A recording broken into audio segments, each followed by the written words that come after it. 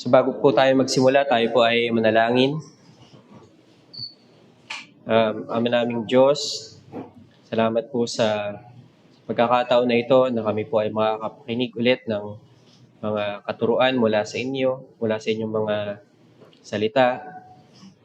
Ama, dalangin namin na kami po ay inyong pagpalain at talagang ipaintindi sa amin ang mga katotohanan na aming maririnig, mga verses na aming mababasa. Panginoon, we cannot do this apart from you. Pagpalain niyo po kami, buksan niyo po yung aming mga isipan, mga puso, Panginoon. Kami po ay tulungan niyo na makapakinig. Lord, this lesson may be inadequate or incomplete, Panginoon. But Lord, help us to at least have a very basic understanding of our union with Christ. Gabayan niyo rin po ako as I teach. I'm not a very good teacher. But Lord, through your Holy Spirit, pagpalain niyo po yung aming pong pag-aaralan this afternoon. Salamat po. In Jesus' mighty name we pray. Amen. Okay lang po ba yung boses ko? Or siguro gawin ko pang mas buhay? Ayan. So ang topic po natin ngayon ay union with Christ. With Christ. Ayan. Sino po ang nakakaalam ng doctrine na yan? Sino yung nakakabasa na yan sa mga systematic theology books? So ano ang union with Christ? Sinabi po sa atin sa Westminster Larger Catechism, question number 66. Sabi doon, what is that union with the elect have with Christ? What is the union which the elect have in Christ?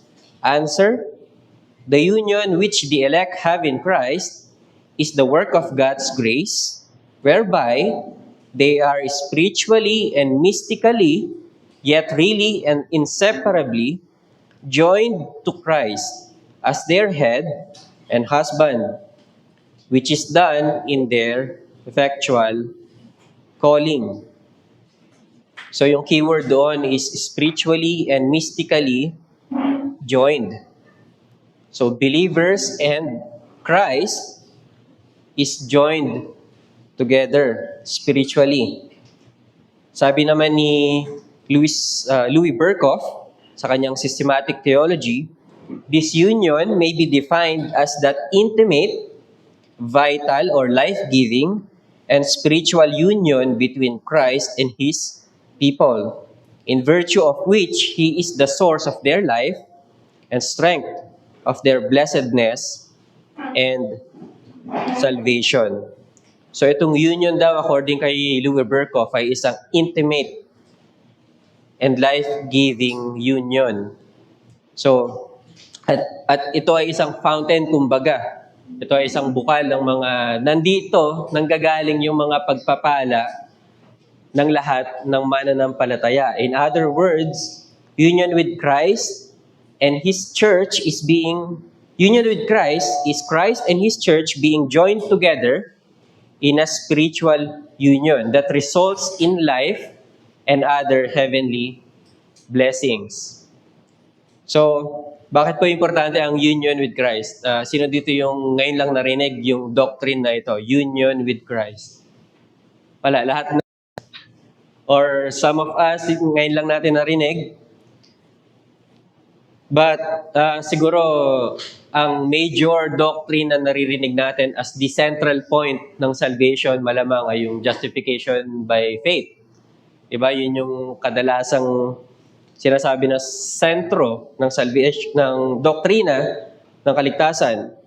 But no, the actual center is the union with Christ. Justification and sanctification are only the results or the benefits na included doon sa union natin sa Panginoon. Sabi ni John Murray, nothing is more central or basic than union and communion with Christ. For it is the central truth of the whole doctrine of salvation.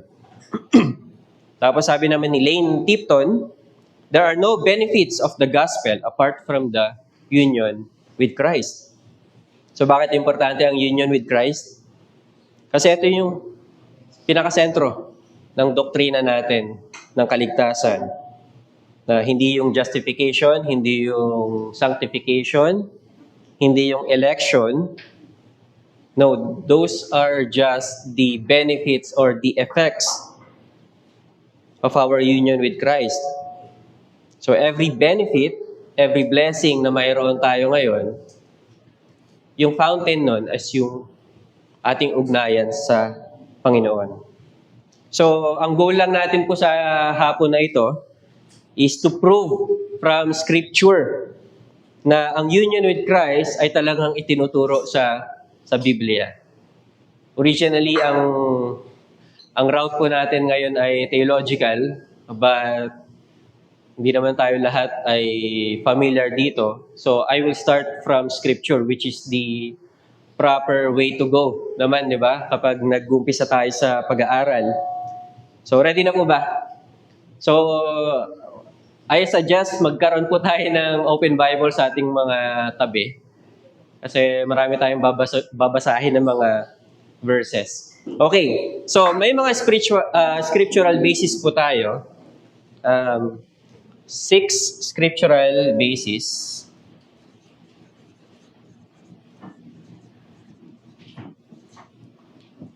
Ayan. Tahimik niyo po Sa Sunday school sa CRBC, may ingay din yung mga bata. So, di ako sanay. So, mayroong 6. Una ay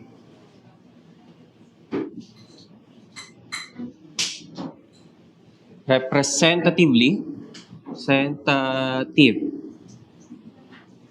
So, una-una dyan, dinescribe ang union with Christ sa Scripture as representatively. Ano yung ibig nating sabihin dyan?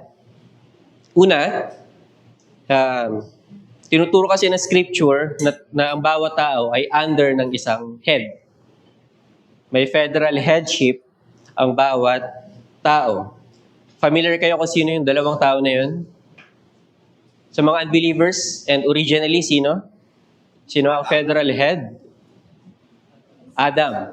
Ang pangalawa, si Christ. So buksan pa natin mga Biblia sa 1 Corinthians 15:22. 1 Corinthians 15:22.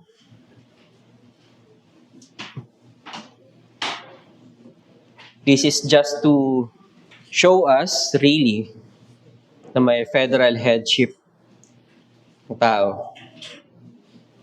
So basahin ko po For as in Adam all die, so also in Christ shall all be made alive. For as in Adam all die, so also in Christ shall all be made alive. So may dalawa dyan. Una, in Adam. Tapos yung pangalawa, in Christ. Actually, si Christ ay tinawag din na last or second Adam. Ayan, yan yung makikita natin. So, ang mga unbelievers, and originally, lahat ng tao ay under kay Adam. Na binigyan siya ng objective ng Panginoon na kung saan, kung yun ay masusunod niya or kung yun ay nasunod niya, may blessing ang sangkatauhan. But we all know the story. Nag-fail si Adam, so lahat ay condemned. Yun yung sinasabi sa Romans 5. Romans 5:14 to 18. Basahin ko na lang po, Romans 5:14. Sabi dito, Yet death reigned from Adam to Moses, even over those whose sinning was not like the transgression of Adam, who was a type of the one who was to come. Through Adam, ang sabi dyan, naghari yung kamatayan. So, marami ang namatay dahil sa pagkakasala ni Adan. Pero ang sabi naman sa sumunod na mga verses, verse 15, "But the free gift is not like the trespass. For if many died through one man's trespass, much more have the grace of God and the free gift by the grace of that one man, Jesus Christ, abounded for many. And the free gift is not like the result of that one man's sin. For the judgment following one trespass brought condemnation. But the free gift following many trespasses brought justification." So, summarize ko na lang po, no? Through Adam, maraming namatay. But through Christ, the grace and the free gift abounded. So may comparison na yung dalawa. May contrast silang dalawa. Through Adam, nagkaroon ng judgment and condemnation. Through Christ, nagkaroon ng justification. Through Adam, naghari ang kasalanan, ay ang kamatayan. Through Christ naman, naging abundant yung grace. So may contrast. So may dalawang federal head ang tinutukoy sa scripture. Condemnation and justification. So nagko-contrast sila. So both men represented the people. They are the head of a people. Part of this headship is acquiring either life or condemnation to the people they represent according to the result of their actions. So if you are a believer right now, yung federal head mo is not Adam. You are no longer in Adam. You are now in Christ. He is your head. Okay? So, bago tayo mag-proceed sa mga ibang mas explicit na verses, itatak natin yun sa mga isip natin. We are now under Christ. Okay? Hindi na si Adam ang ating federal head, but si Christ. Si Christ na. So, yan yung tinutukoy dito sa ating point number 1. So, union with Christ starts with Christ being our federal head. Okay? Then, pangalawa, may mga verses na nagtuturo na believers in Christ. Ayan. Believers in Christ. So, buksan po natin yung ating mga Biblia sa Ephesians 1. Doon pa lang kasi sa Ephesians 1, marami ng mga explicit verses si Apostle Paul. So, may tatlo po akong subpoints dyan. Believers are in Christ. Una, in eternity. Oops, mali akong spelling. In time. Tapos, in the future. Ayan. So, believers are in Christ mula pa lang sa eternity and also during history or sa time and sa hinaharap, believers are also in Christ. So, isa-isahin natin. Sa letter A, Ephesians 1:4.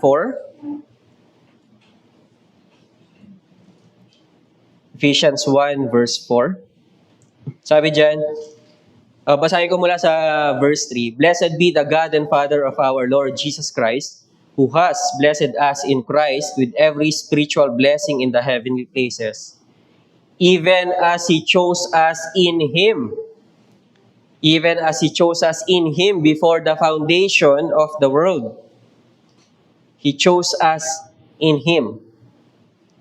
So, there is a sense na na tayo ay joined na kay Christ, at least in the mind of God, sa isip ng Diyos, sa plano ng Diyos, we are already in Christ from eternity.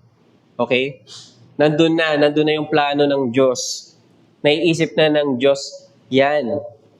Then, 2 Timothy chapter 1, verses 9 to 10, sabi dito, oops, mali ako.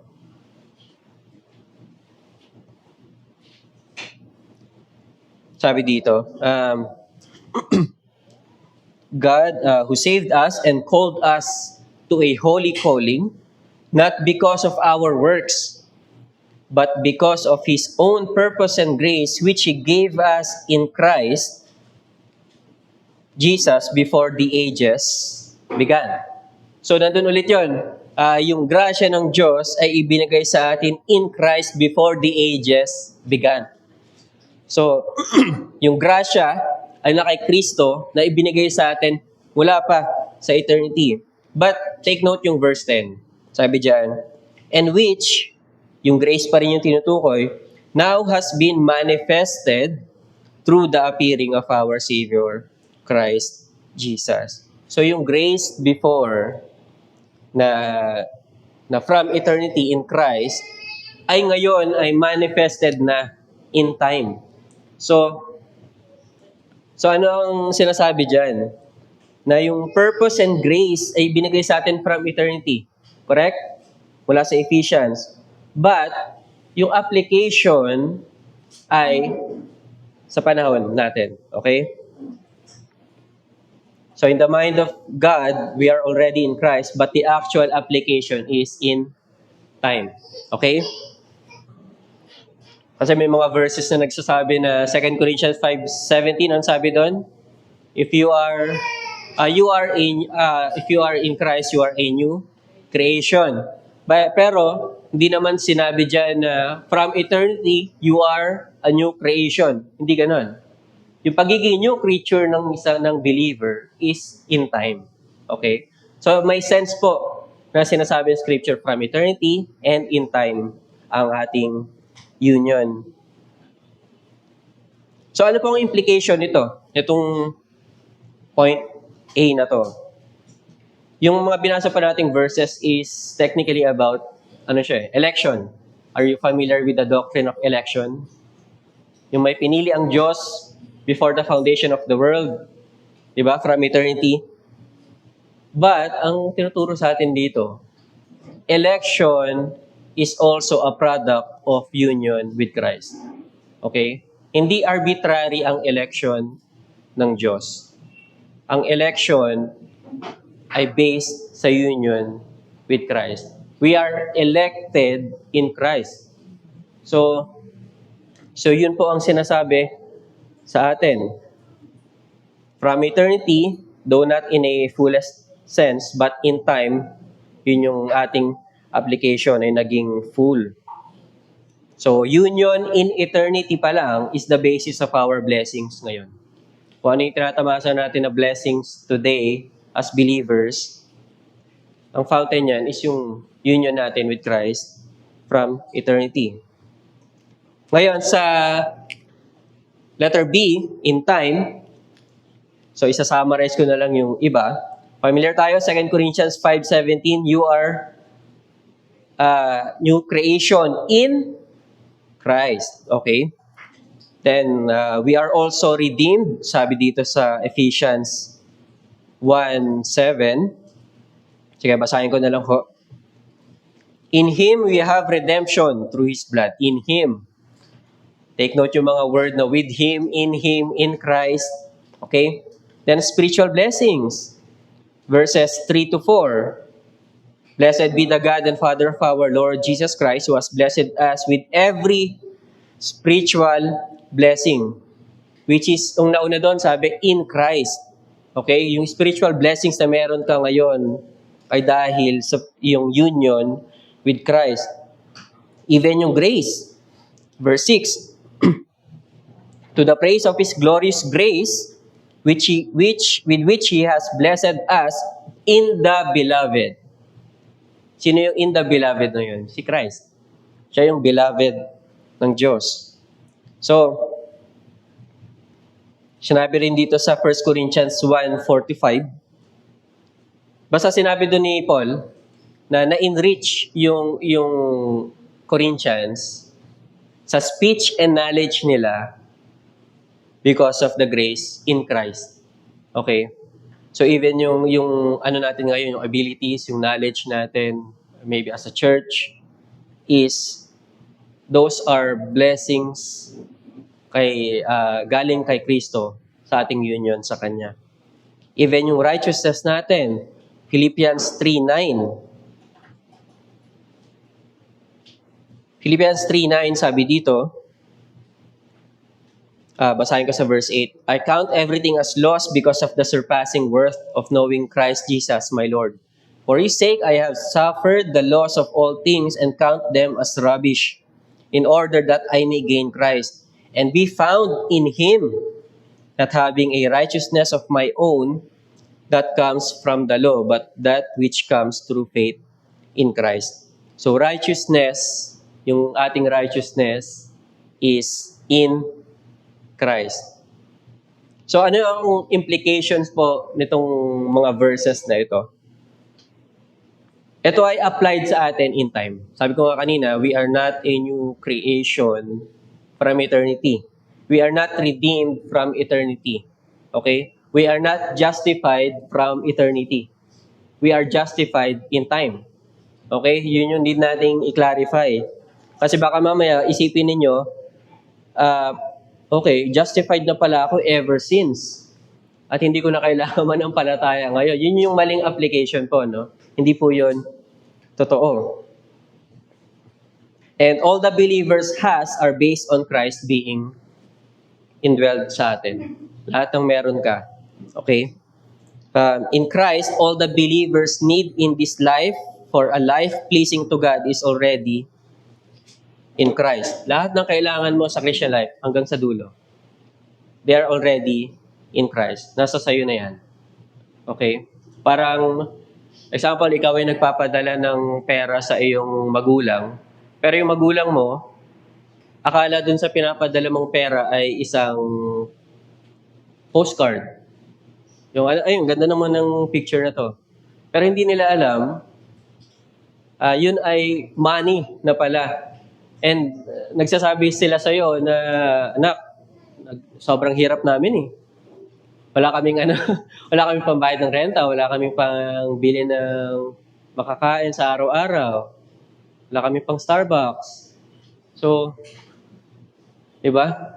But they do not know na yung meron na pala silang available na resources.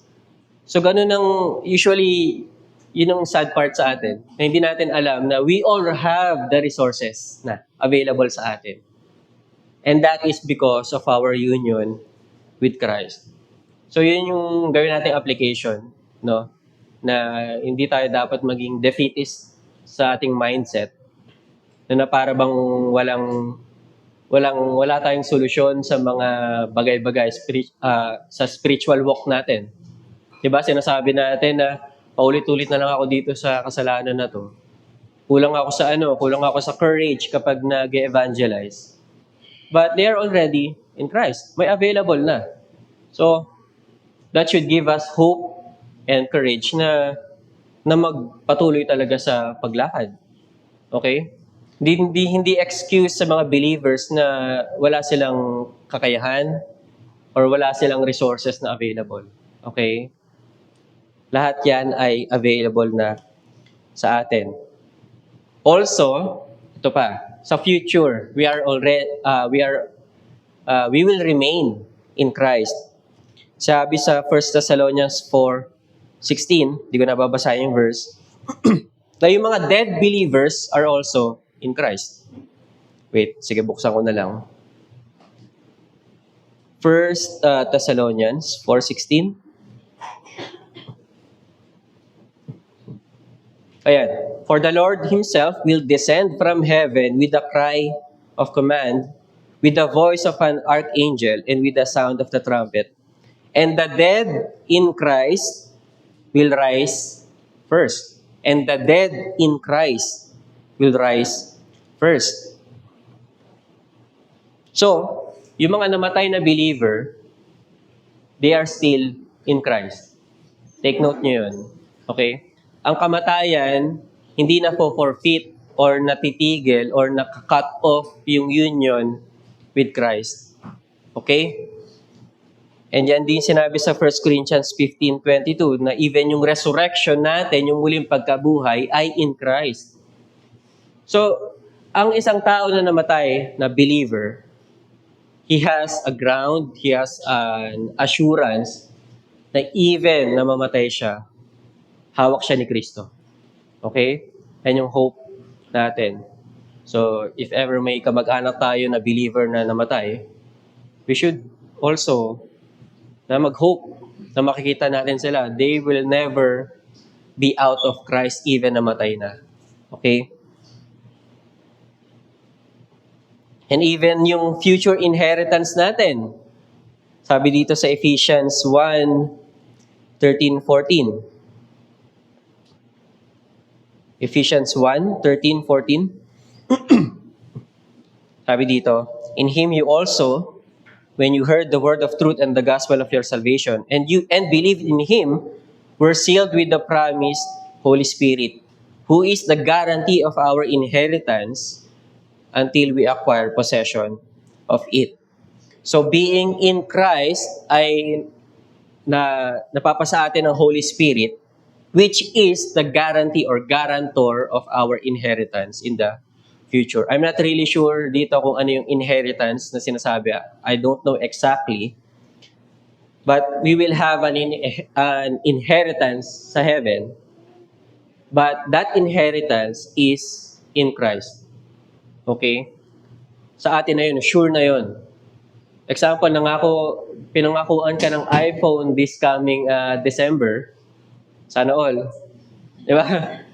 Kung may nangako sa yung iPhone, sure ka na matatanggap mo yun.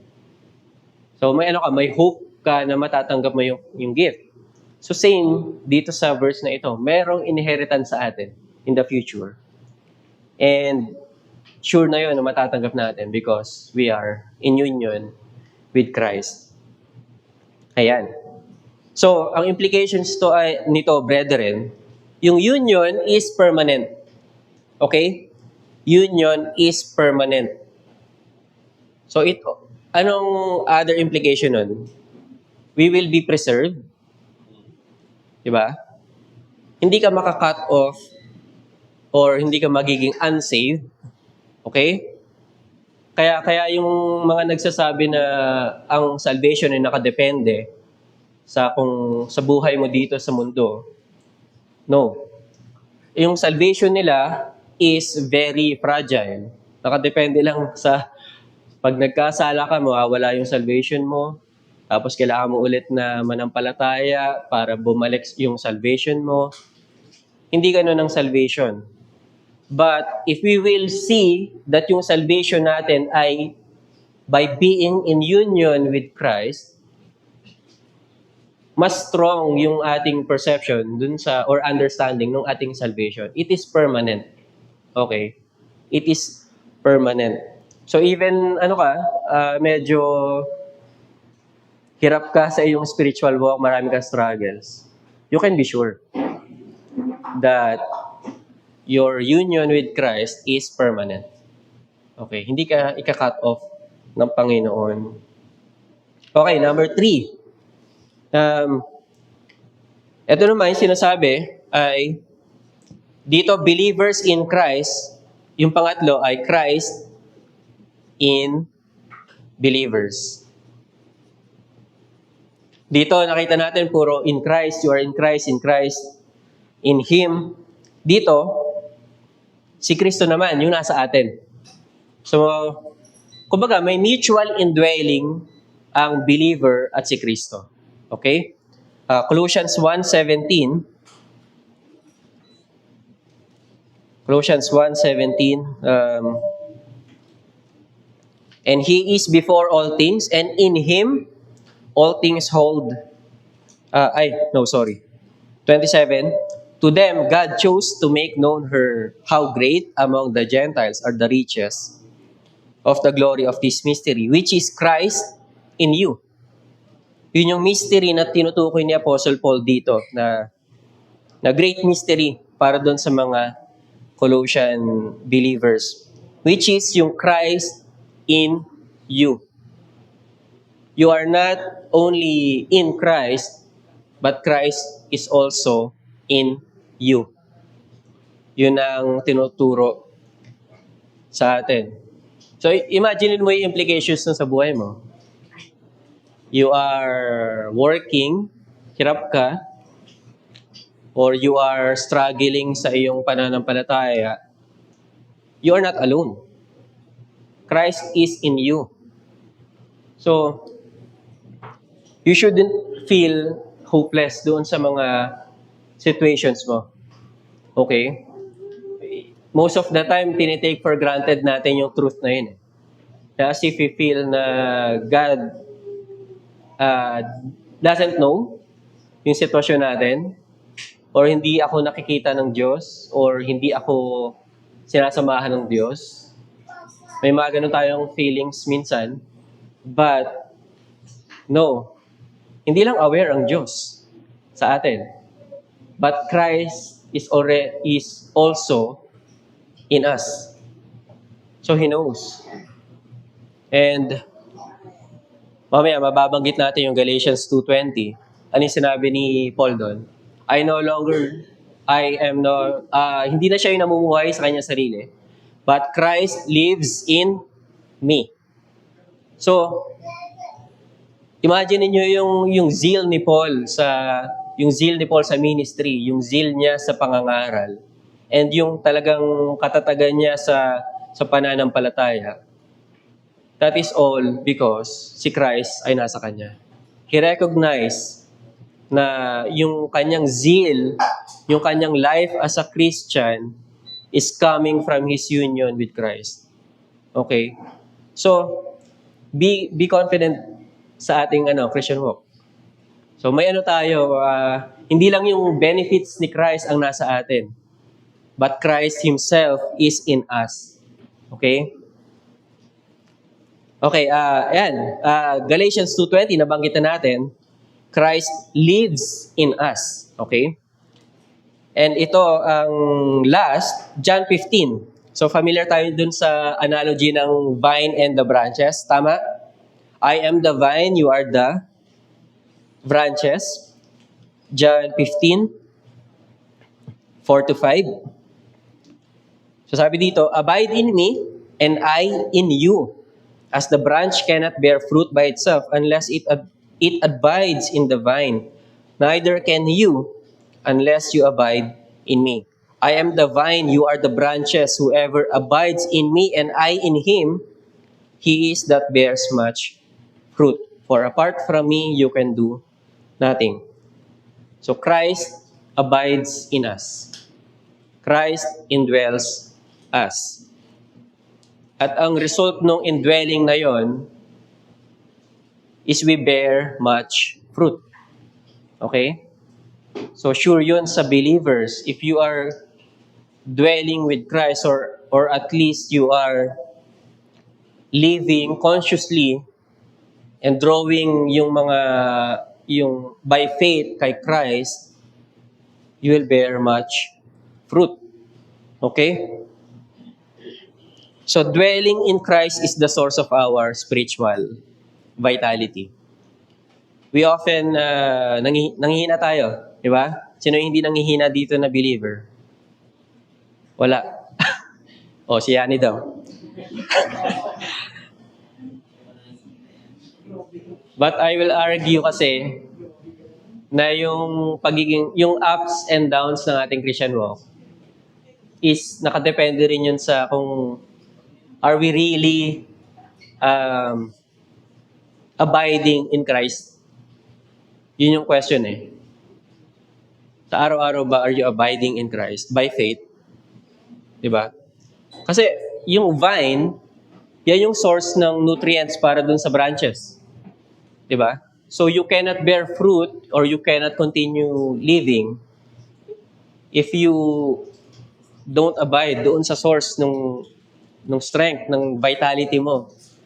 So yun yung tinuturo sa atin ni Christ. Actually, very strong nga yung words ni Christ dito. Sabi niya, apart from me, you can do nothing. Hindi niya sinabi doon na apart from me, you can do something. You can do better, ay you can do good but not the best. But sinabi dyan, apart from me, you can do nothing. So, very strong yung words ni Christ na apart from union with Him and abiding in Him, walang fruit sa iyong labors. Yung vitality ng Christian walk mo manghihina. So, I hope yan yung isa sa ating mga application. Ano? Kaya clarification lang po, especially yung Galatians 2:20, sabi dyan, Christ lives in me, di ba? Sabi ni Paul. Okay. It doesn't mean na yung union with Christ, yung union natin sa Kanya, ay sa sobrang lalim, nawawala na yung pagiging, ano natin, yung pagiging tao natin, or yung pagiging individual natin. Na para bang ang believer ay nagiging hypnotized na. Hindi ganun. Hindi ganun ang union with Christ. Na ikaw ay nagiging passive na lang. Hindi ganun ang union, okay? Na parang tinitake over na ni Jesus yung ano mo, yung buong mong pagkatao. Hindi yun ang tinuturo, okay? Hindi rin ibig sabihin na si Jesus yung nagtitake over sa'yo at siya na yung namumuhay para sa'yo. Hindi ganun. Or na-hypnotize ka nga. Hindi ganun ang union. Okay? Let's clarify yung teaching na yon. Kasi una, kung ganun pala, kung totoo pala yun, tinitake over ni Christ yung buhay mo, then magiging perfect ka. Kasi si Christ ay hindi naman gagawa ng kasalanan and hindi naman siya magkakamali. So, perfect obedience ang meron ka. Kung totoo yun. But, mali yung conclusion na yon sa mga kadahilan ng yung Galatians 2:20, hindi naman yung tinuturo na mawawala yung individuality or personality ng believer. Tayo pa rin yan. Kung komedyante ka pa rin. Okay? Kasi sinundan ni Apostle Paul yung verse 20, sabi niya, the life I now live, I live by faith. Papansin yun, Christ lives in me. Pero sinundan niya, the life I now live. So may pamumuhay pa rin siya. May conscious effort pa rin siya. Aware siya na siya pa rin yun. Okay? But he is living by faith. Tapos hindi rin tinuturo sa Galatians 2:20 na magiging passive yung unbelievers, ay yung believers. 'Di ba? Na sige, Lord, ikaw na bahala sa akin. Tangayin, parang gusto mo tangayin ka na lang ng hangin. Hindi ganoon ang union with Christ, okay? And kung totoo yung application na 'yon, yung mga pagkakasala mo pala ay hindi ikaw yung may sala, kundi si Kristo. Which is very absurd, a conclusion. So yung point natin po dito, bakit natin sinasabi yan? Kasi no matter how strong yung influence ni Christ sa atin, si Christ at yung believer, they remain two. Okay? Yung union with Christ is a union of spirit, not persons. Tandaan natin yan. Hindi nagme-merge yung dalawang persons, okay? Yung personality mo hindi nasasubmerge dahil in union ka with Christ. No, you are still you. Okay? So, ito yung gusto ko rin i-point out po sa union with Christ. It is mystical. Hindi po mysticism ha. Mystical. It is a mystery. Hindi natin siya ma-explain. Okay? But we can believe this because ito yung tinuturo ng Scripture. So, and I hope you believe this also, hindi dahil you feel may butterflies ka sa stomach mo habang inaaral mo tong union with Christ or parang umaangat sa lupa yung mga paa. Diba? Gaya ng mga charismatic na yun yung isa sa evidence daw na napupuspos ka ng Holy Spirit and ni Christ is kapag feeling mo very emotionally high. Which is hindi ganun. Okay? Even if you don't feel yung union mo with Christ, you are still in Christ. Okay? Ganun ka-secure yung union ni Christ sa atin. Okay. 4, so mabilis na lang to. May mga verses na nagsasabi na we are with Christ or Christ with the believer.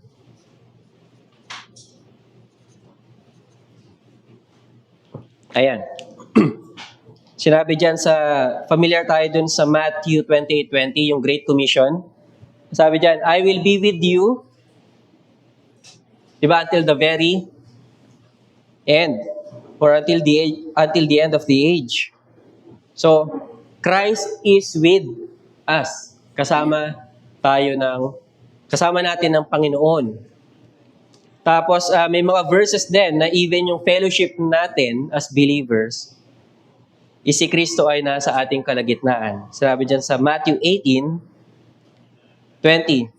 Are you familiar with the verse na yung pag nag-gather yung 2 or 3?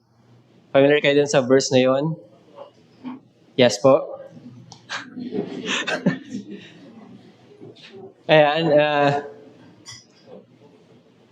For where 2 or 3 gathered in my name, there am I among them.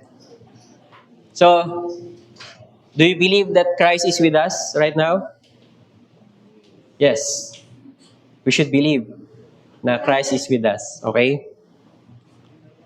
Same sa John 12:26. Ito, maganda to, John 12:26.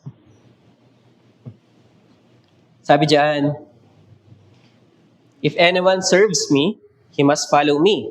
And where I am, there will my servant be also. If anyone serves me, the Father will honor him. Sabi diyan, where I am, will my servant be also. Isip niyo yan, kung asan ka, nandun si Christ. Kung asan si Kristo, nandun ka. The meaning is, Christ is always with you. Okay? You are always with Christ. So, maraming implication sa life natin. No, sa workplace mo, kasama mo si Christ. Sa pag-attend mo ngayon sa family reunion nyo, probably with many unbelievers, Christ is with you. Okay? So live your life to represent Christ in them. Sa kalagitnaan nila. So ano ang implications ito sa atin po sa tatlong verses na yun? I missed out. Acts 18:9-10. Ito yung inutusan ni Kristo si Paul to preach sa isang lugar. Pero sinabi niya na, do not be afraid, I am with you. Sabi sa Acts 18:9. Acts 18:9-10. Acts 18:9-10. And the Lord said to Paul one night in a vision, do not be afraid, but go on speaking and do not be silent.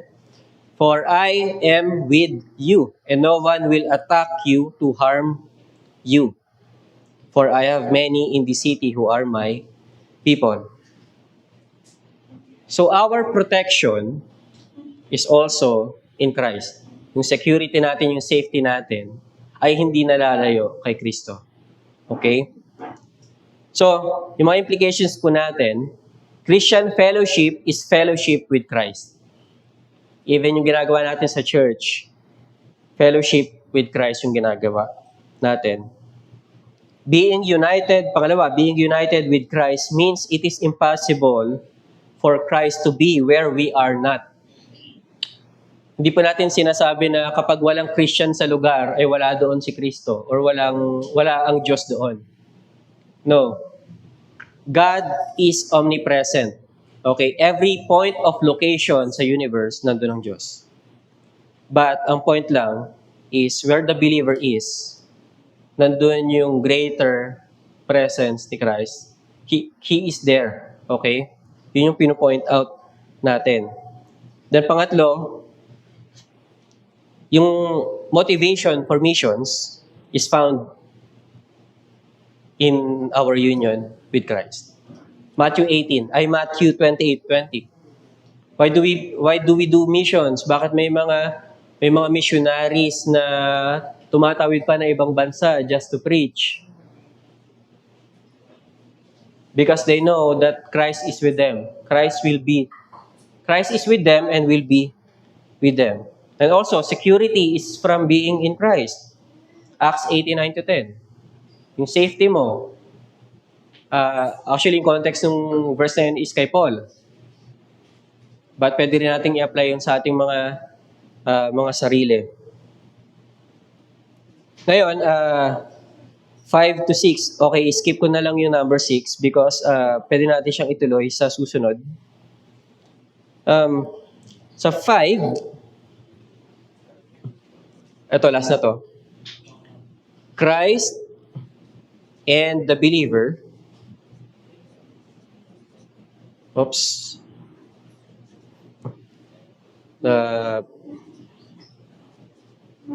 shares experiences.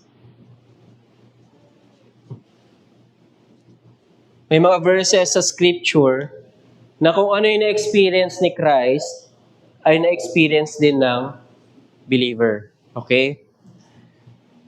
Sabi sa Romans 8:17, we are fellow sufferer with Christ. Kung paano nag-suffer si Christ, ganun din tayo. Okay? Sinabi rin sa 2 Timothy 2:12, we will reign with Christ. Actually, magkasama yan. If we suffer with Christ, we will also reign with Him. Sinabi doon sa verse. We are also crucified with Christ. Sabi sa Galatians 2:20 and Romans 6. We are crucified with Christ. Ipinako na tayo kasama ni Kristo. We also died with Christ. Colossians 2:20. And syempre, kung ikaw ay namatay, anong gagawin sa'yo? Hahayaan ka lang sa mabulok? No, ililibing ka. So we are also buried with Christ, Romans 6:4 and Colossians 2:12. And nung nilibing si Christ, ano ang sumunod na nangyari? Ano nangyari kay Christ? Siya ay wala. Siya ay na-resurrect. Okay? So same with believers. Ephesians 2:5-6 and Colossians 2:12. Also, we are made alive also with Christ. Tayo binuhay kasama ni Kristo. Ephesians 2:5. At tayo rin ay i-glorify kagaya ni Christ. Romans 8:17. So, siguro yung mga verses na yun, basahin nyo na lang mamaya pag-uwi, no? Then sabi sa John 14:18, since Christ is alive, we will also live. At ito yung pinaka maganda, Ephesians 2:6. We are already seated with Christ in the heavenly places. We share in Christ's session.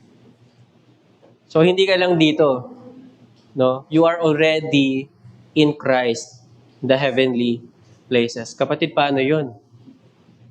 Ako nakaupo sa monoblock. Si Christ, malamang. Hindi natin alam. But no, being in Christ means you are already seated with Christ in the heavenly places. So, mahirap paniwalaan yun, no? Paano mo paniniwalaan yung verse na yun? But it is true. Kaya nga nasabi natin, union with Christ is mystical. Okay? Mystery siya. And spiritual siya. So we must believe the scripture. Okay, even though na yung senses natin or yung logic natin ay hindi maarok yung truth na yon. So ano ang mga implications? Because of our union, we share experiences with Christ, which has a benefit to us also.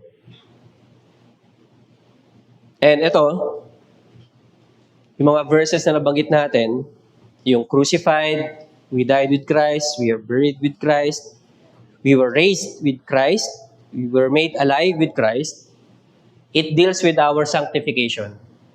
Especially yung Romans 6, kung mababasa niyo po yun, Romans 6 says na kaya tayo namatay kasama ni Kristo at nilibing is para mamatay din yung ating sinful nature. Yun yung tinuturo doon sa Romans chapter 6. So union with Christ enables us to live a new life of holiness and with joyful suffering. Because suffering ay hindi tayo exempt sa suffering. Sabi dyan sa Romans 8:17, we will also suffer with Christ. But because of our union, may ability tayo. Okay? To live a life of holiness and joyful suffering. So, pangatlo, believers are now to live with conscious realization that they are already in the heavenly place. If you are so earthly minded, ngayon, if you know that you are already with Christ in heaven, in the heavenly place, you should be heavenly minded. Anong verse yung nagsasabi na yung ituon mo yung isip mo sa what is above? Anong verse yun? Basta sa Bible, di ba?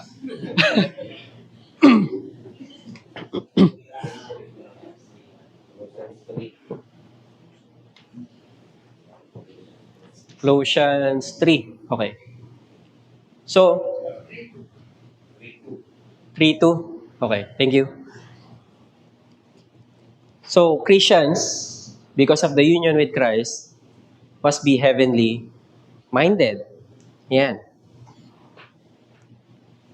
Rebuke din sa atin yun. Masyado tayong focus dito sa lupa. No? But, as if na wala tayo doon, kasama ni Christ sa heaven. So, I hope yun yung isa sa ating mga mabago, Okay. Some applications, hindi ko nilahat, pero some. Okay. If you are in union with Christ, you are already secured. Take note, you are already secured. Eternally secured ka na. So, hindi mawawala yung salvation mo. Okay? So, pangalawa, you ought to live in Christ or imitate Christ because you are in union with Him. Yun naman yung responsibility natin. You are to live in imitation of Christ.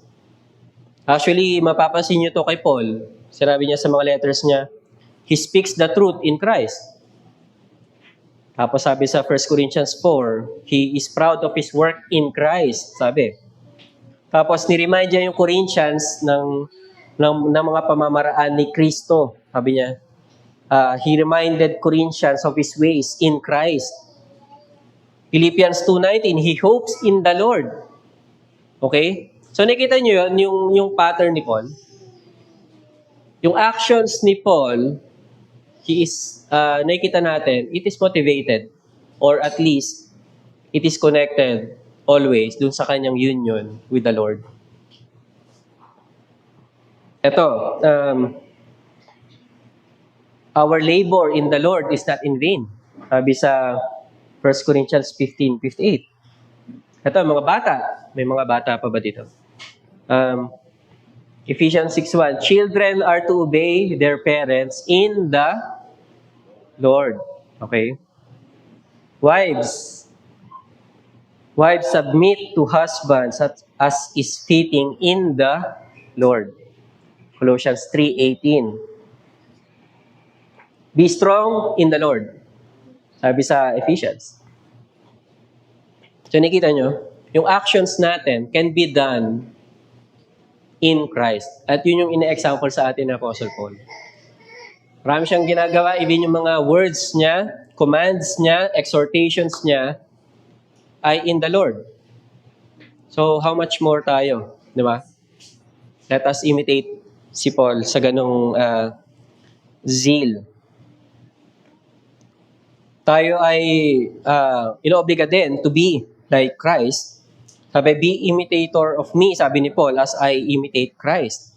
1 Corinthians 11. Tapos sabi, welcome one another as Christ welcomed you. Welcome one another as Christ welcomed you. Ito naman sa mga husbands, ito yung call sa husbands to imitate Christ. Husbands, love your wives as Christ loved the church. Okay. Ito, forgiveness. Patawarin natin ating mga kapatid, as the Lord forgave you. Okay? Even yung pag-aalay ng buhay sa 1 John 3:16, we are to lay down our lives for the brethren as the Lord. Sabi doon.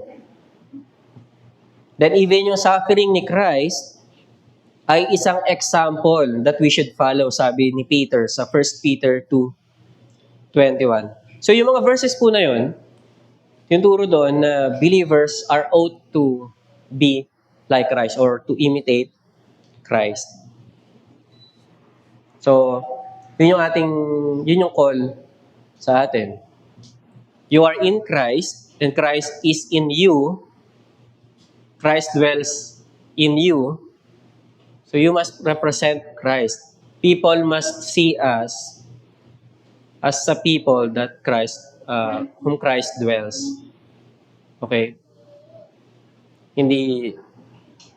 Of course, hindi tayo perfect doon. Mabait tayo sa church. Mabait sa mga kapwa brethren, but maldita tayo sa workplace. Nakikitaan tayo ng mga kompromiso doon. That violates yung ating union with Christ. We are not representing Christ as we ought. Ngayon, last application ko dito, yung spiritual benefits natin, hindi dapat pinaghihiwa-hiwalay. Remember, may mga time na pinaghihiwalay natin yung justification, tapos yung sanctification, yung pagiging matuwid natin sa Diyos, tapos yung pagiging banal natin sa Diyos, yung pagpapakabanal sa Diyos. Hindi dapat siya pinaghihiwalay. May mga tao na sinasabi nila na na-justified ako nung nanampalataya ako, pero hindi ko nakikita yung sarili ko na nasa sanctify. Or to follow yung sanctification nila. Mali yun. Because union with Christ means that justification and sanctification are not to be separated. Parehong mangyayari dapat yun sa believer. Okay? So, and even kapag nag-evangelize tayo, we usually preach yung justification.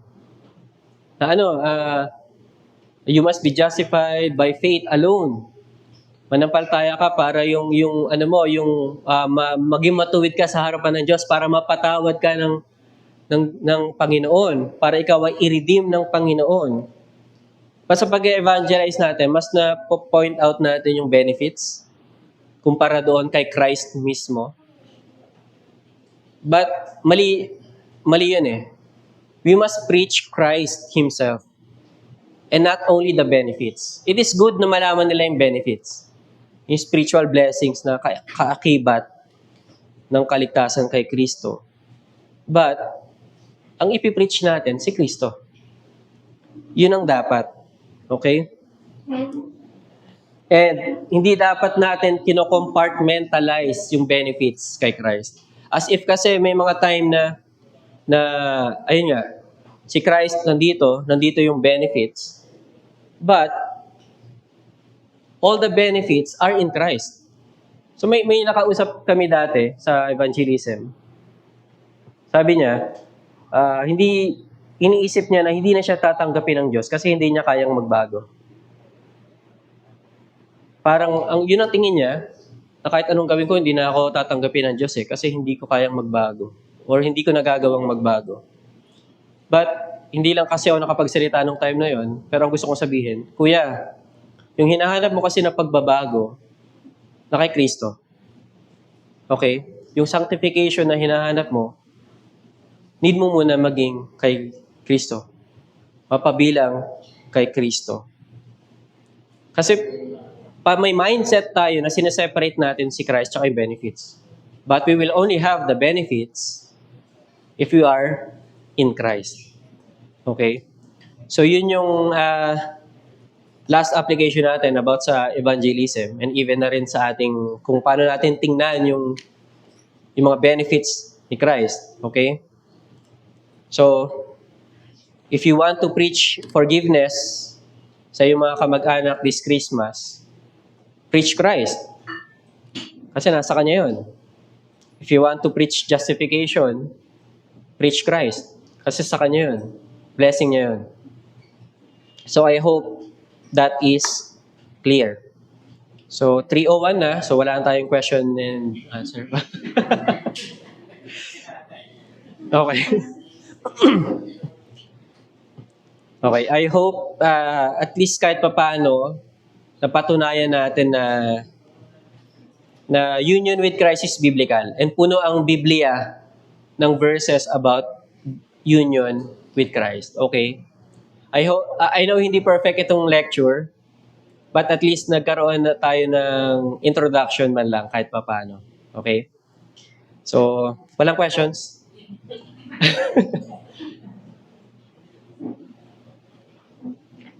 Sige, yung madali lang. Ay, si Tita Sandy. Sige po.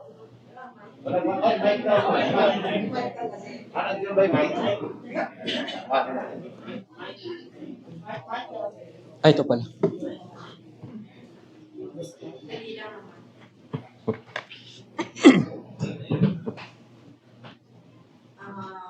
Tinanong lang ko na ito sa akin kasi share ako about Christ.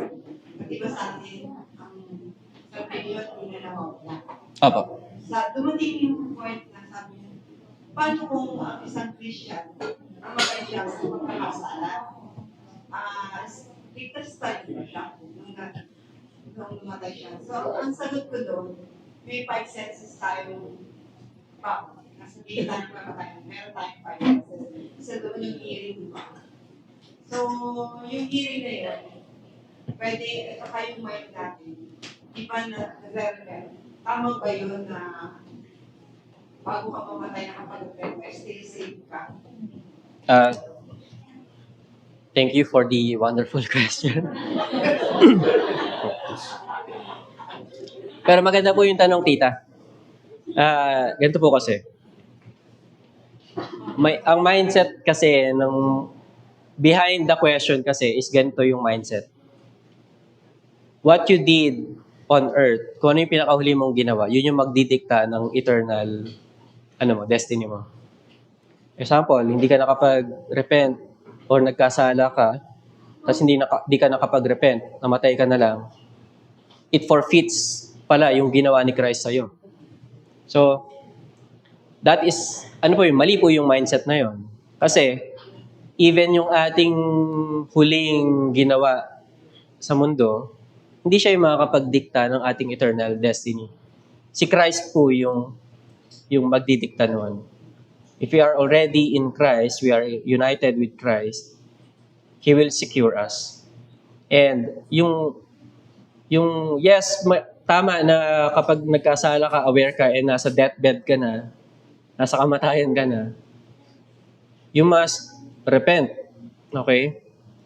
You must repent. Pero yun lang po ang nakakalungkot talaga na yun yung paniniwala ng tao eh. Kung ano yung pinakahuli mong ginawa, yun yung magdidikta sa sa destiny mo. But that is false. Kasi unang-una po, you are saying na hindi strong yung salvation ni Christ. Hindi secure yung salvation ni Christ. Kasi yung kasalanan na huli mong ginawa, it cancels yung salvation ni Christ, 'di ba? Sabi nga ni Christ, no one can snatch them out of my hand. 'Di ba? So, Mali po yun. Yung sinasabi nung nagtanong sa'yo. Pero yung sinagot nyo naman po, I think tama naman po yun. He must still repent. Even sa kanyang, pag malapit na siyang, oo.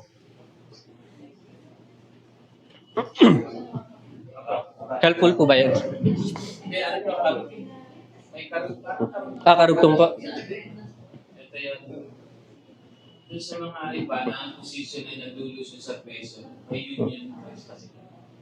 Yun po yung gusto nating, yun yung magandang itanong sa kanila. Iba kasi yung posisyon nila.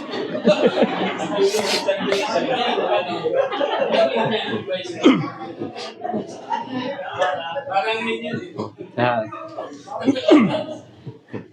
Depende po kasi sa view nila ng union. Actually, hindi ko na-discuss. Pero marami po kasing models or view. Ang isa na doon ay, psychological lang or sympathetic. Meaning, yung union ni Christ ay parang teacher to a student or a friend to another friend. But tinuturo sa scripture na hindi lang ganun ang union eh. There is a deep connection talaga between Christ and the believers. And makita natin na yung union in Christ is from eternity. So, and even yung mga pagkakasala natin dito sa mundo, hindi naman makapag-cut off doon sa union na yun eh. If you will lose your salvation, it means that you will cut off yourself from being united to Christ. In the first place, hindi ikaw yung gumawa ng union with Christ. Hindi ikaw yung nag-connect kay Christ. Okay? Ang Diyos ang gumawa na. So, para po sa akin, ang tingin ko doon, very loose or very shallow, fragile yung kanilang view of salvation. That anytime pwedeng mawala. And I don't think na yun yung, I believe na hindi yun ang ang view ng scripture. Yes, wala tayong condemnation as believers. But nandun yung, hindi sinasabi ng Bible na hindi concern ng Diyos sa pagkakasala ng Kristiyano eh. We will not lose yung salvation natin as believers, but we will be disciplined naman by the Lord. So, ayun po. So, I don't think na very concrete yung view nila ng union, kung meron man. Pero usually, sa nakakausap ko, hindi nila nababanggit yung union with Christ in regards doon sa eternal salvation. Nasagot po ba? Pag hindi po, si Jesse po yung ready. Baka meron ang tawagin din. Di union, okay.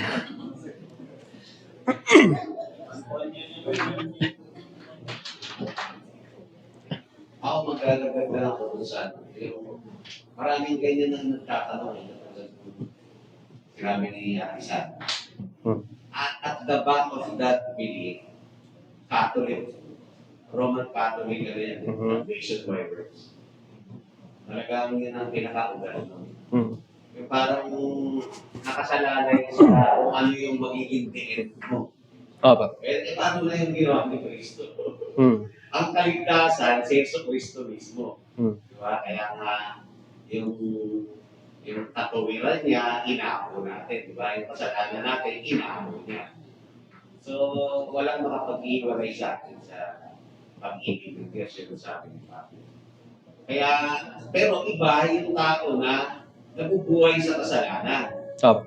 Tapos, hanggang sa dulo ng niya, pagtawid niya dyan, nabangga siya, wala siya na ng pagsisisi. Kahit baka ang iniisip niya, total, ligtas na ako kahit paano na ako mabuhay. Ay, iba yun. Iba yung usapan. Pero yung Kristiyano na talaga namang all his life, talaga nagtitiwala siya kay Kristo, nagtiwala siya kay Kristo, sa ginawa ni Kristo. Ligtas yun, pakailan ba? Kaya hindi mababago yun kahit na bigla na lang siyang inatake. Di ba? Nakaway niya asawa niya ng gabi. Tapos inatake siya ng madaling araw. Ibig sabihin, hindi na siya ligtas. So, napakahina na I think that is an insult to the person of Christ and what he has done. Yes po. I agree po. Ay, Ano ko lang to, no? Ano lang to, hindi ako lang naisip. Di ba may dalawa magnanakaw? Eh, paano Si- yun? Di ba, dito po ba? Dito po? Saan po? Sa cross, sa cross. Oo, nakapagod si Christ. Dalawa silang magnanakaw. Di ba sabi ko sa acknowledge niya ang Lord Jesus? Yes po. Paano yun? Naligtas siya, di ba? Yes po. Paano yun, Kevin? Hindi, yun ng dalawang magnanakaw actually. Doon mo makikita na kung ano yung mga indikasyon na yung isa mananampalataya, yung isa hindi. Yung isa nanunuya, yung isa nakita niya yung person ni Christ. Itong tao na to, walang kasalanan to, ikaw, parehong tayo may kasalanan mo, ba't pinutuya mo siya? So, ibig sabihin, naiintindihan niya kung sino si Kristo. Di ba? Tapos yung maaaring yung pagpapakasakit ni Kristo, right at that very moment, meron na rin siya trust. No? Kaya talagang sinabi niya na ano ba yung sinabi ng magnanakaw na naligtas? May sinabi pa siya. Remember me, di ba? Doon sa remember me, actually, yung alalahanin mo, yun yung buong pagbibigay niya ng sarili. Na kung titingin sa sarili niya, walang pag-asa kayo siya. Pero kung aalalahanin siya ni Kristo, in spite of who he is, he will be saved.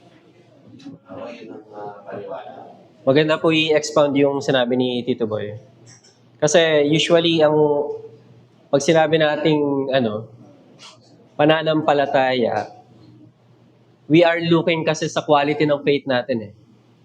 Na dapat ganito yung faith ko, mataas, ganyan. Dapat very articulate ako sa paniniwala ko. But hindi eh. Yung quality ng faith natin, hindi yung tinitingnan ni Kristo. Ang tinitingnan ni Kristo, yung faith mismo. Okay? Kahit maliit na pananampalataya man yan or simpleng pananampalataya man yan, Christ will accept you based on that faith. So, usually kasi ginagawa po natin yung tagapagligtas, yung pananampalataya. Pero yung tagapagligtas talaga, si Kristo. Yes. Maraming hesitant na manampalataya kasi inisip nila na kulang pa yung pananampalataya ko eh. Faith on faith. Oo, yun yung ginagawa nila. Nananampalataya ka sa sarili mong pananampalataya, which is hindi. So even if you have a very small faith, hindi ka articulated sa paniniwala mo kay Kristo. But if you know that Christ is the Savior and lalapit ka sa Kanya, Christ knows yung pananampalataya na yun, ililigtas ka. So, ayun, I believe ganun yung nangyari sa thief on the cross. Yes, kilala niya si Kristo eh. Kasi kinumpara niya yung sarili niya kay Kristo, pati dun sa kasama niya. Pero yung sinabi lang niya, alalahanin mo ako pag nandun ka na. Pero ang response ni Christ is, today you will be with me in paradise. Very simple lang. So, di natin kailangan gawing komplikado yung pananampalataya. So, simple faith, but nevertheless, true faith will save yung sinners. Ayun po. Si teacher. Sister Micah. Teacher Micah. Teacher kasi kami sa series. Anyway, yung question ko, thank you answer sa simple at very straightforward na pagpapaliwanag ng union with Christ. Yung question ko ay ito. Kung yung origin ng redemption natin ay sa union natin with Christ, ano magiging implication nun sa order of salvation? Hindi ba nun man na-ratified eh? in a way, mawawala yung distinction na kasi marriage po na, yung gano'n. So, parang mauna yung justification or regeneration, yung beneficiation. Parang, ano ba, ano yung magiging, paano natin i-reconcile yung idea na in eternity or in time, meron tayong union with Christ.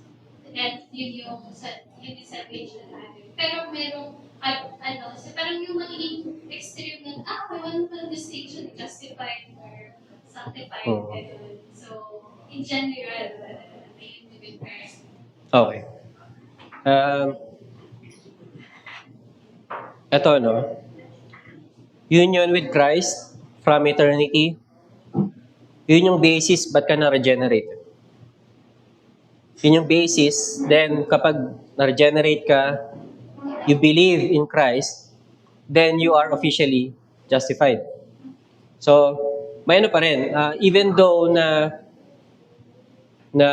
from eternity yung union, there is still distinction pa rin. May mga, logically, may pagkakasunod-sunod pa din. Regeneration, of course, that is included dun sa union natin. Kasi, if you are not in union, or at least in the mind of God, hindi ka i-regenerate. Okay, kasi wala ka sa plan. Ngayon, yung justification kasi, nangyayari siya once na yung tao, through the working of the Holy Spirit, ay nanampalataya na siya. So, he is justified. So, logically, regeneration precedes faith. And how about sanctification? Logically talaga nauna ang justification kumpara sa sanctification, according kay Bavinck. Pero, wag daw nating i-separate yung justification and sanctification. Kasi ang sabi niya, saan na yun? Sabi niya kasi doon ay, sa justification, nangyayari yon kapag nanampalataya tayo kay Kristo. Kapag tayo ay na kay Kristo na in time, yun yung justification. Okay? Yung sanctification naman, Christ dwells in the believer naman. So, hindi ko alam kung may time gap na nangyayari doon. But, parang hindi mo na madidistinct kasi yung pangyayari na yun. Although, yung justification, ang kaibahan niya sa sanctification is immediate. Immediate yan. Yung sanctification is mangyayari yan all throughout your life. May initial na nangyayari, you are sanctified, may mga verses na ganun, and we are being sanctified, may mga ganun din. So, may tapos na at may ongoing pa. So, I think sa theology may ganun tayong definition ng sanctification. May definitely you are sanctified. You are separated na unto the Lord. May initial work na yung ginawa ang Holy Spirit sa puso mo. May change na nangyari. But sa progressive sanctification, tayo ay unti-unti pang binabago ni Christ para tayo ay maging blameless sa harapan niya. So, but lahat yon ay nangyayari because of our union with Christ. So, even yung glorification, mangyayari pa yun in the future. Di ba? But, I don't think na magmamatter talaga yung mga distinctions, yung as in very detailed. But, sasabihin ko na enough to know that all of them are available na sa atin at mangyayari sa atin because of our union. Nasagot ba, Micah? Sure? Kasi baka hindi. Actually, pag pinasa mo yung redemption accomplished and applied ni Ray, Papa. Inuna niya yung, syempre, yung how salvation was accomplished, di ba? Pero yung application ng salvation, yung mga blessing ng salvation, when it is applied to the believer, ang inihuli niya yung inuna niya lahat yung mga blessing. Pero at the end of the day, sabi ni Niloy, all of this happened or is happening because of our union. Hmm. Tama po. So all application of salvation without the union, wala. Hmm. So yun ang sinasabi. Tama. Last question na siguro. Ito, si ano, Sen. How can a person know? How can a person truly know that he is living in union with Christ rather than merely imitating Him from one's own effort? Like, paano mo malalaman na inyong ka with Christ at hindi lang ka namuhay sa pagiging Kristiyano mo na parang imitate mo lang. Mhm. Okay. Ang question po ni Saint, paano malalaman ng isang tao kung siya ay in union with Christ? Okay. So, balikan ko po yung John 15.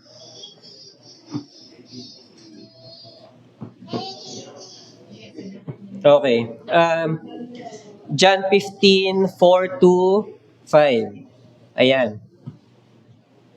Ito, sabi dito, abide in me and I in you, and the branch cannot bear fruit by itself unless it abides in the vine, neither can you unless you abide in me. I am the vine, you are the branches. Whoever abides in me and I in him, he it is that bears much fruit. One evidence that you are truly a believer or in union with Christ is that you bear much fruit. Well, ano natin yun ka-clarify ko yun. Kailangan ba sobrang lago ng fruit? No. Our fruit varies from person to person. Kasi iba-iba tayo ng walk. Sabi ko nga kanina, if you are abiding in Christ by faith, regular ang communion mo with Christ, expect na you will bear fruit. Okay? But nakakasagabal sa atin, sa ating growth, is yung ating laziness, kumbaga, sa walk. No, we are not abiding in Christ regularly. Sabi ni Joel Dickey, kasi may analogy yung union with Christ. Una, food, tapos yung marriage, tsaka yung vine. Yung sa food, kasi may verse na binanggit si Christ na if you eat my flesh, diba, you will live. Something ganun. Analogy yun ng union with Christ. Na eating nourishes us. Sa physical food, ganun ang nangyayari. Kapag regular kang kumakain, healthy yung kinakain mo, hindi junk food, you expect na magiging healthy ka. So same with our union with Christ. You experience more, you experience yung pagiging constant noon, you grow if you regularly, by faith, eat. Okay? So, but, mas sasabihin ko na you are still in union with Christ. If talagang may fruit ka, okay, sige kahit kaunti. Okay? Kahit kaunti. May pagbabago. Ganyan. You are still in union. But, i-exhort kita na, hindi ikaw sorry. Exhort ko yung tao na yon na maybe you are doing less. You are not really communing with Christ as you must. Baka may may pagkukulang ka. Hindi siya yung priority mo. So, ayun, patay say, yes, even small fruit lang siya.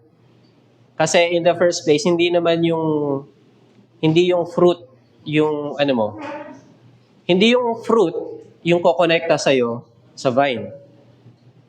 Di ba? Yung vine ang magbibigay ng fruit. So, nababaliktad kasi natin na idedepende mo yung security mo kay Christ based doon sa fruit no na meron ka. Which is hindi. Dapat lagi tayong tumingin kay Kristo lagi. Nasagot ba yung tanong? Hindi.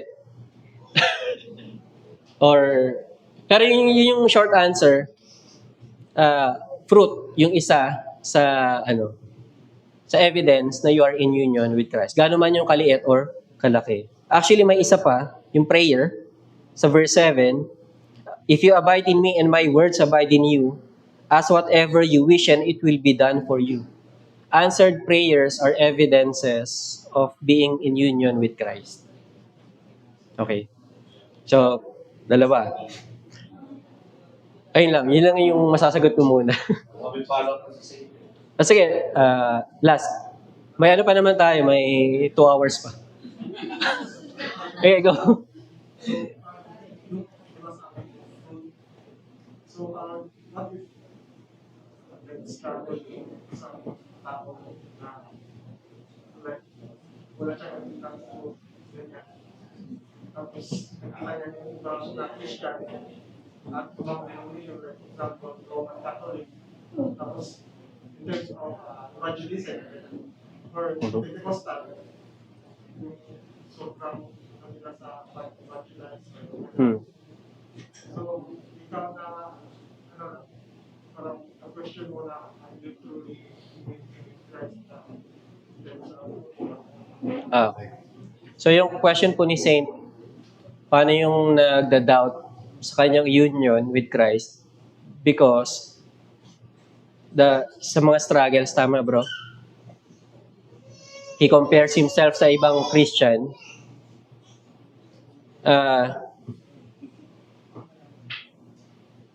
Of course, ang sasabihin natin dyan is, wag mong tingnan yung sarili mo. What do I mean by that? Pag kasi may sugat ka, lagi mo siya sinusundot. Lagi mo, na-agitate yung sugat mo lagi. So, nape-prevent mo yung healing ba? So, yung point lang doon, masyado, kasi tayo, pag nag-struggle tayo, masyado nating tinitingnan yung kasalanan. Nagiging na tayo hindi na tayo makagalaw. Ganon. But, sinasabi sa atin na, di ba, preach the gospel to yourself.